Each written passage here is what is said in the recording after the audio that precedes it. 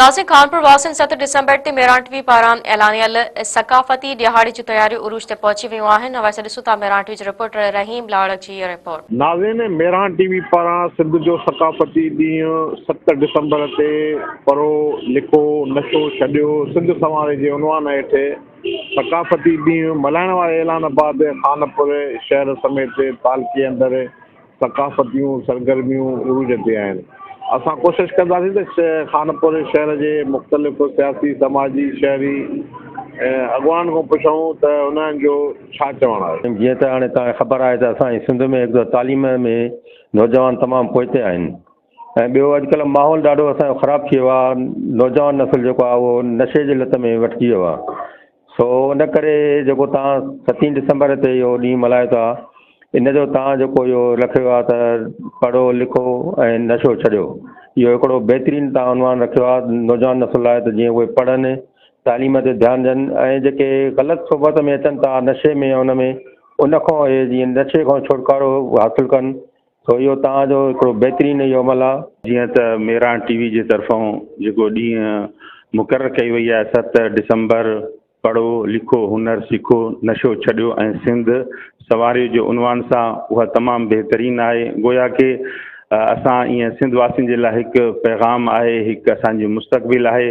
उहा मुस्तक़बिल असांखे कॾहिं सकाफ़त जे ॾिहाड़े सां असांखे ॾिनो थो वञे ऐं कॾहिं जेका आहे किन लफ़्ज़नि जे लिहाज़ सां, पर जेके लफ़्ज़ असां ॾिसूं जंहिं हिसाब सां जो पढ़ो लिखो हुनर सिखो नशो छॾियो ऐं सिंध संवारे जे हिसाब सां इहे तमामु बहितरीनु आहे ऐं असांखे ईअं खपे त इहे अमली इक़दाम जे हिसाब सां। खानपुर RSC ते हिन वक़्तु असां मौजूदु आहियूं ऐं खानपुर RSC में बिल्कुलु असां तयारु आहियूं हिन दफ़े कल्चरल डे मल्हाइण सां। हिन दफ़े असांजो आहे प्रोग्राम त मेरान टीवी सां असां प्रोग्राम मल्हाईंदासीं कल्चरल डे 7 डिसंबर ते इनशाला फुल तयारियूं आहिनि। हिन दफ़े जेको मेरान टेलीविज़न जो नारो आहे, स्लोगन आहे, उहो आहे पढ़ो लिखो सिंध सवारियो ऐं नशो छॾियो। असां बिल्कुलु इन सां गॾु बीठा आहियूं ऐं बहितरीनु हिकिड़ो नारो आहे, बहितरीनु हिकिड़ो पैगाम आहे।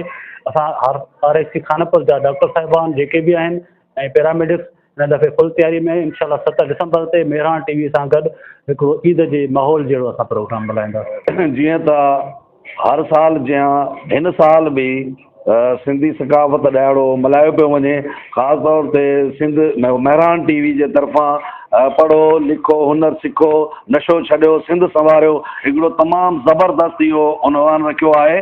मां इन्हनि खे पंहिंजो मेरान टीवी वारनि खे सलाम पेश थो कयां ऐं दस्तु ॾियां जंहिं हिन दौर में जेके जाॾे हिन वक़्तु तमामु जेके कबीलाई जहिड़नि में ऐं महांगाई जे दौर में ऐं हर हिकु माण्हू परेशानी ऐं टेंशन में वरितलु आहे, अहिड़े दौर में इहो मौज़ू रखियो आहे। इहो हिकिड़ो नौजवान नसल खे सिंधी अवाम खे हिकिड़ो तमामु वॾो पैगाम आहे जो उहे तालीम सां गॾोगॾु पंहिंजो हुनर बि सिखनि ऐं जेके नौजवान नशो वापराइनि था त उहो नशो छॾे करे हिकु सिंध जी तरक़ी जे लाइ सोचनि। पंहिंजो हीउ जेको हिन दफ़े एकता ॾियारे सां जे हवाले सां उनवान रखियो वियो आहे पढ़ो लिखो हुनर सिखो नशो छॾियो सिंध संवारियो, इंतिहाई ज़बरदस्त आहे। मौक़े मुनासिबत जे हिसाब सां हिन वक़्तु असांजी सिंध जेका आहे उनखे तमामु घणी ज़रूरत आहे त असांजो तालीम याफ़्ता माहौल हुजे ऐं हिकिड़ा स्किल पर्सन हुजनि, हुनरमंद माण्हू हुजनि जेके असांजे सिंध जे दर्दनि खे तकलीफ़ुनि खे ख़तमु करे सघनि था।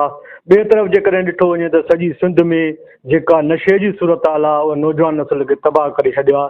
तंहिंजे करे सिंध संवारण जे लाइ असांखे इहे शयूं तमामु लाज़मी करणियूं पवंदियूं त पढ़णो बि पवंदो ऐं हुनर बि सिखणो पवंदो ऐं नशे खे छॾिणो। कैमरामैन अली मुर्तज़ा नक़वी सां गॾु रहीम लाड़े मेरान टीवी खानपुर।